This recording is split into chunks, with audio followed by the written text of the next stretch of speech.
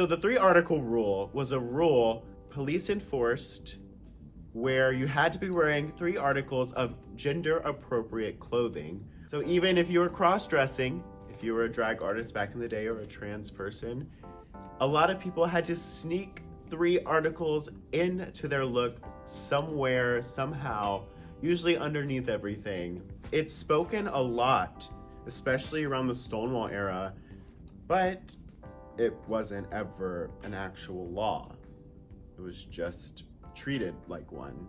We don't know if it started off from the police who just wanted to insist it was a law and a rule just to dehumanize people, or if it was one queer person who had it happen to them, they told their friends, who then told their friends, and then both parties just started to accept it as law and rule. So in my research for the 3 article rule, it took me back to the late 1800s when the masquerade laws were first invented that the 3 article rule was kind of piggybacking off of. Those laws were such that you couldn't be in a public street or public area wearing a disguise or a mask that covered your face or like crazy makeup that makes you look any different.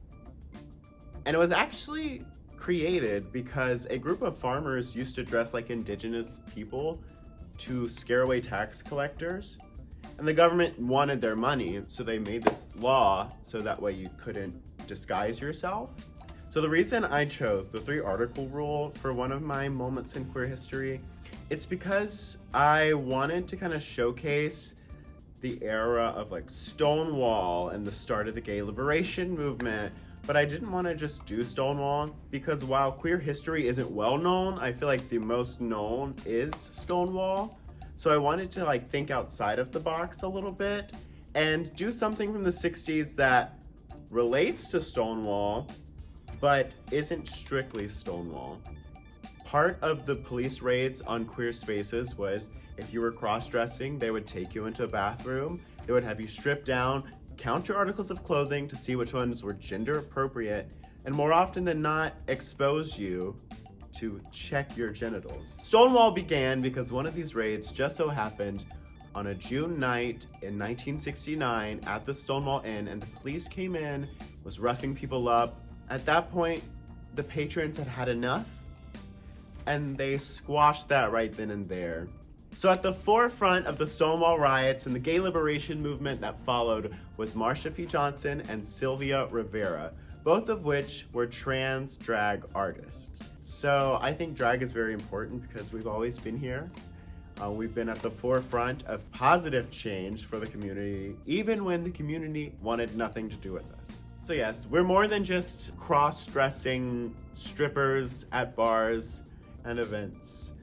We are important, we have been important, and we will continue to be important.